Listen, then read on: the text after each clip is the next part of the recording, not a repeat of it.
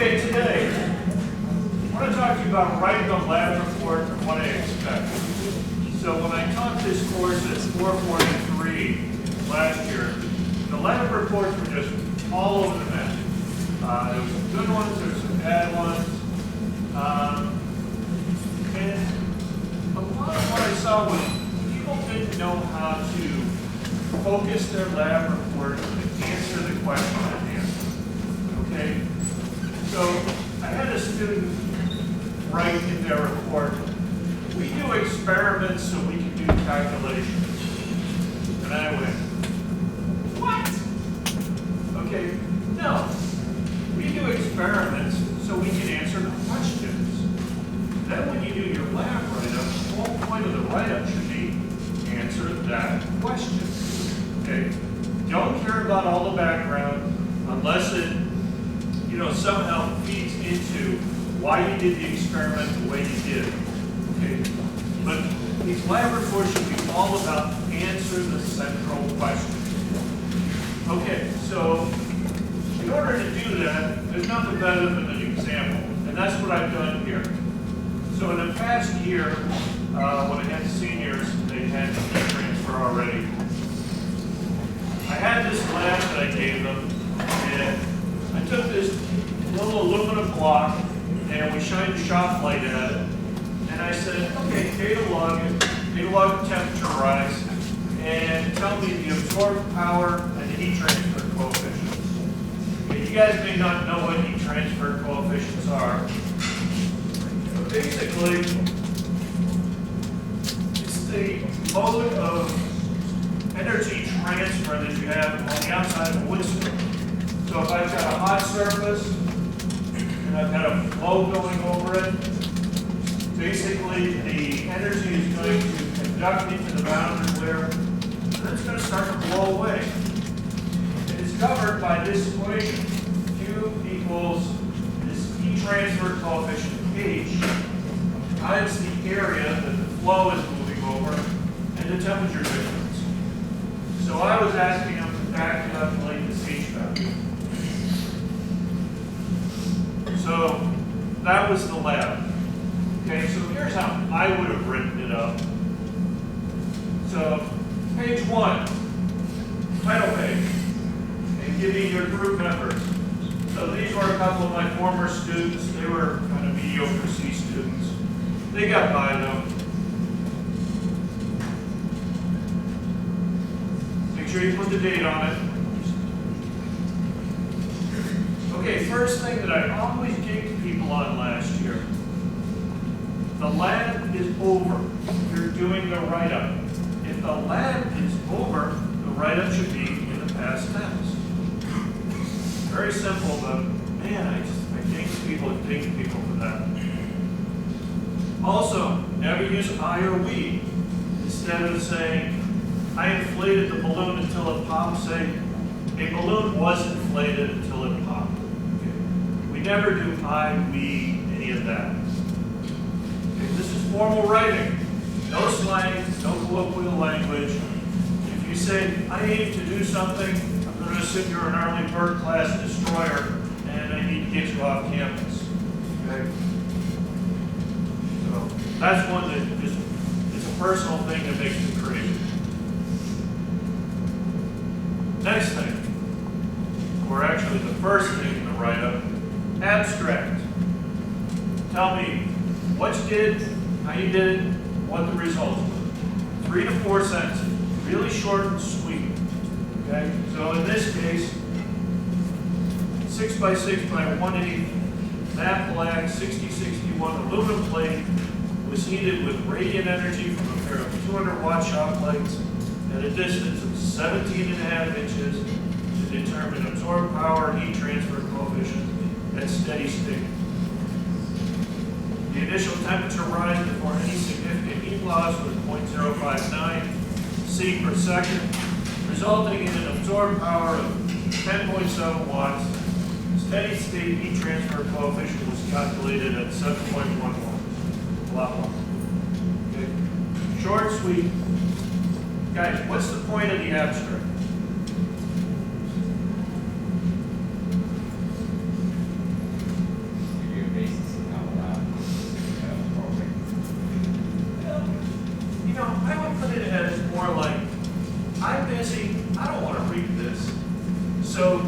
like a hook to get me in there to read the rest of the thing. So the style that I took for doing your lab reports is more like a journal article than anything else.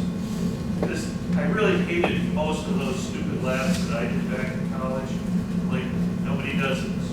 And in the 25 years I was out in the industry, nobody ever wrote a lab report. Okay? Journal articles, you might write. Okay? Maybe you go on to grad school, maybe you do something cool. This might be relevant. And this is the format that I see, in journals.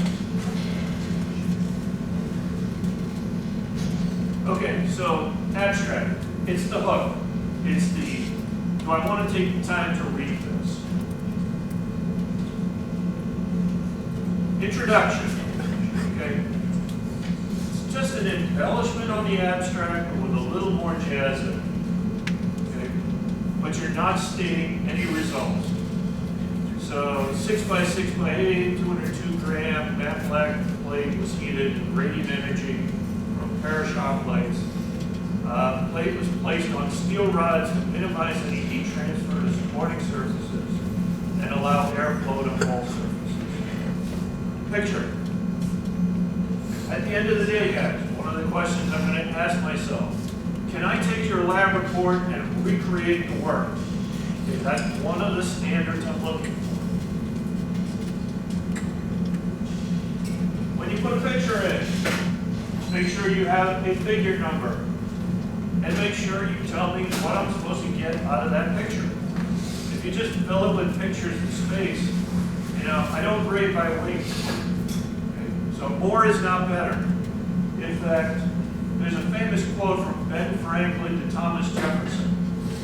He said, "I'm sorry this is so long. If I had more time, I would have been briefer." I like that. Okay. Keep it short, sweet, and to the point.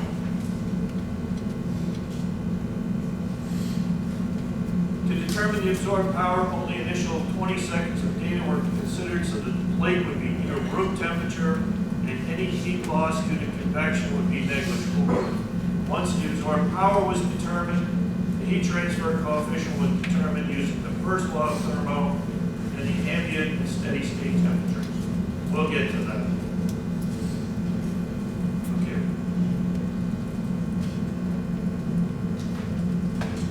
The procedure. Should have enough detail so I can recreate it. Blah, blah, I've already said that. Remember, past tense. Okay, it should not sound like do step 1, then do step 2, then do step 3. Okay? You're not writing something like a user manual. Okay? So give it to me in narrative format. So the experiment was begun by turning on the shop lights and cataloging the temperature of the plate using an Arduino PC, Excel with data streamer, and a 10K Vichet negative coefficient thermistor, blah, blah, blah. Components were wired as shown. Okay. Love that. Common schematic. Everybody knows how to do that. We're all good. Okay. That's what I want. Just lines and blocks. Keep it nice and simple. If you want to use something else like KiCad or Fritzing as a decent schematic generator, that's fine. That's all good. What I get absolutely crazy over is if I see this. Okay, no, big red X. If you put that up on a display at Lockheed, you're going to get laughed out of the room. Do not do that. So, no Fritzing, no cartoons.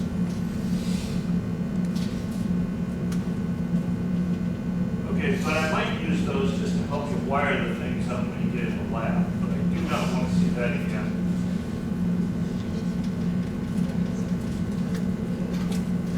Okay, the Arduino software written for this experiment is located in the appendix. I'm not going to go looking at your software unless I see some data that's really wonky. Then I'll dig deeper.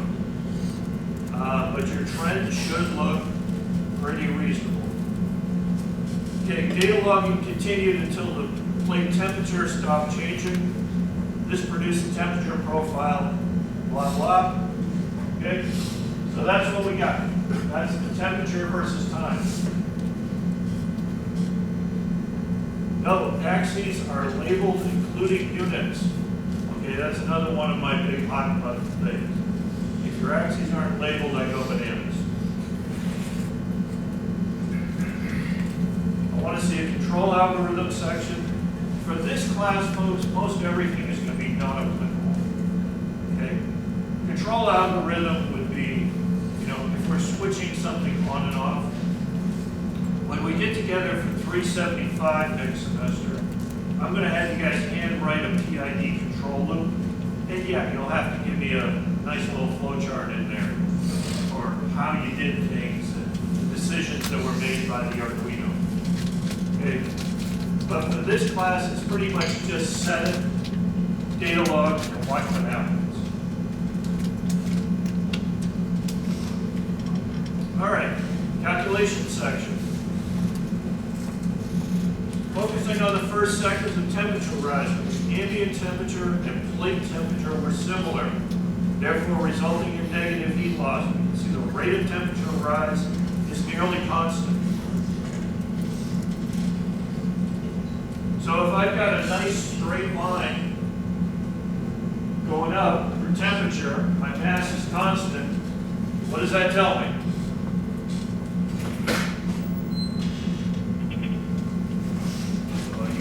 Coffee. Tells me the input power is constant.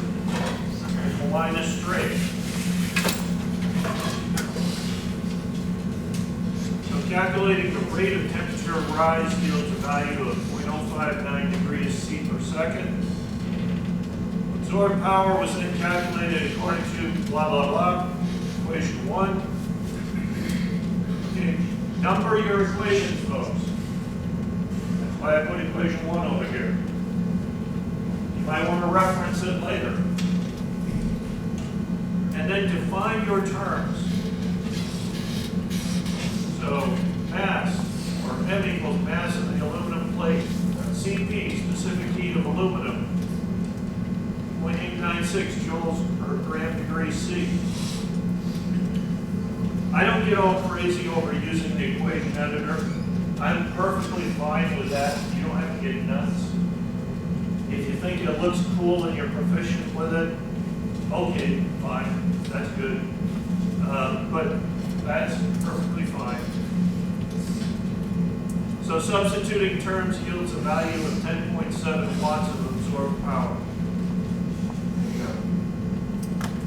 Now, the other thing that I was seeing last semester that made me absolutely crazy was I would get to the calculations or the results section, and all of a sudden a number would magically appear, and I would go, where in the heck did that number come from?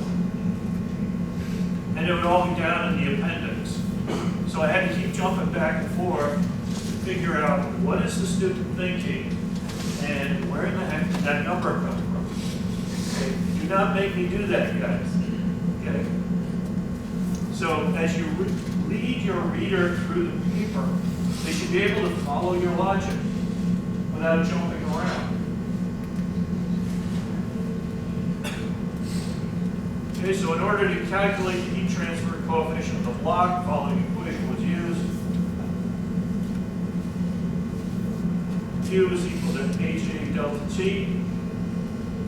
That's the common form of the equation that you're going to see all over your heat transfer book.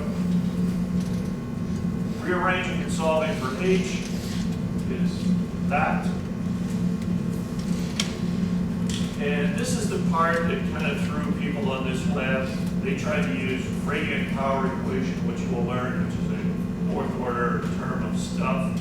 Okay. None of that was relevant. So if I know the power going into a block, and I'm at steady state and nothing's changing, what's coming out of the block? Exactly what you put in. So if I'm at steady state, there's no temperature change, what's coming in and what's going out? So Q is equal to the previously calculated absorbed power, and delta T is equal to the ending steady state temperature minus the starting temperature, which is going to be your room temperature, because the block started at ambient. Substituting values and solving for H gives 7.11 watts per meter squared K. And the conclusion. So, conclusion, here's where you answer that big question that was driving the whole lab. Final result of the experiment showed an absorbed power of 10.7 watts and a heat transfer coefficient of 7.11 watts per meter squared degree K. That's it. Appendix. Here's the Arduino software I wrote to do the lab. Boom. There you go. Okay, a couple other things. So, does that seem relatively straightforward, guys? I want this to be really easy, quick, simple. It's absolutely fine to download this sample lab and just type over it and put in the new information. It's totally fine.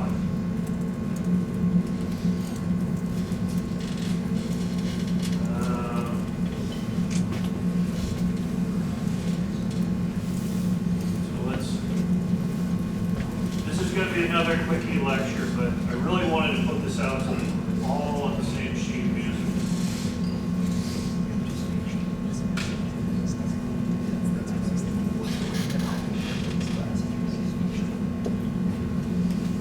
Just so I go over some of the general rules of good writing.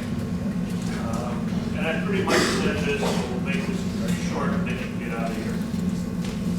If you add a picture, make sure it's got a title. Never use I or V. This is technical writing, it's all in passive voice. So instead of saying, a pressure vessel, or I tested a pressure vessel until it failed, you just say, a pressure vessel was tested to failure. Passive voice. Any data that you researched and used should be cited in either the body or an endnote. Just don't plagiarize. Avoid slang, colloquialism, sarcasm, or any unsubstantiated critiques. This is a formal document, so never write something like the U.S. economy is currently at 4.1% unemployment and is projected to remain there unless we have the mother of all wars. I actually saw that in papers. Okay, guys, don't write that. Run spell check. I know, I shouldn't have to say that in the college classroom. Run spell check. Use complete sentences. A sentence has a noun and a verb, folks. Okay, if I don't see a noun and a verb, yes, you will get dinged and there will be red electrons all over your paper. Okay? When it comes to writing out values, okay, if it's something less than 3 words, write it out. 1 to 3 words, fine, put the digits in. I know there's a bunch of different opinions on that. That's my general take. So 40 is 40. 7.894 point whatever. Okay, digits, fine. Okay. Write out your equations, define the terms. I do not want to see any cell phone pictures with formulas. So no go on click, there's my formula. Do not use imprecise values, such as the rate of inflation is 2 to 3%. No, it's got an actual value. The actual value through the legwork. Okay. So instead of 2 to 3%, say something like the 100-year historical average for the rate of inflation in the U.S. is 3.22%. Good. That's verifiable. You can look that up. That's for real. Leave out subjective evaluations. Let the reader draw their own conclusion or draw them to a conclusion with honest data. Capitalize the first letter in a sentence. Yes, I actually had to date people on that.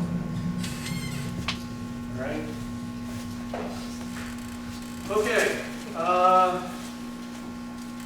I know, that was like stupid simple, guys. Is there any question on any of that as far as what I want?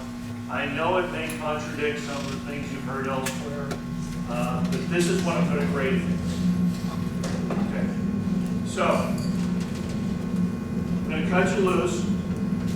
Next time, I'm going to bring in an Arduino, and I'm going to go through Arduino programming so that you guys all have a background and you're not going to, how do I connect this? So I'm going to show you the basics of programming in Arduino, and I'm going to show you how to connect it to data streamer, and we'll actually get some data off, I don't know, maybe a potentiometer or something like that. Okay? If anybody needs to make it to the lecture today, I'm going to take the video, I'll upload it to YouTube, and I will link it in the, well, there was no presentation for this. Normally I put it as the last page.